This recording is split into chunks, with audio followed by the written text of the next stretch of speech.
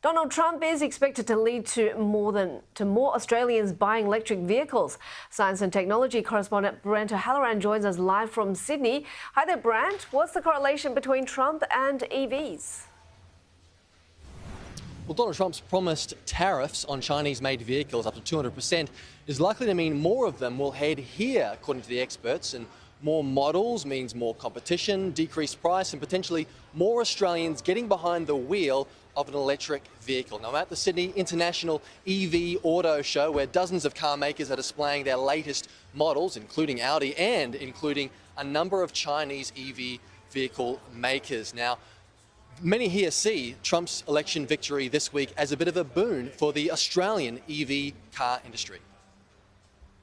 I'd say Trump's really going to help the Australian EV industry because of all the complications we're about to unfold with tariffs and the uncertainty for cars going into America. What we're seeing already will be escalated, so I think the consumer in Australia will win because prices will keep dropping and more choice will keep growing into this market.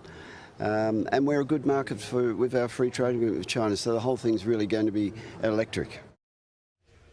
And that's also good news for our government's National Electric Vehicle Strategy, which was rolled out last year and aims to increase supply and affordability, as EV sales represented just 9.4% of new vehicle sales by the end of April 2024. So uptake hasn't been super strong, but the Trump tariffs may improve that. Now, we've been asking punters here at the Sydney International EV Auto Show about how they're feeling about electric vehicles, if they own one, how they view the challenges with owning one, and whether they'll be prepared to jump into a high-end Chinese EV.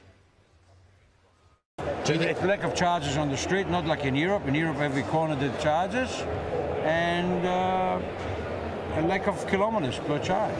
I think the reliability aspect of it, as well as the operational economy. So yes, it might be a bit more investment initially, but the operating cost is significantly lower.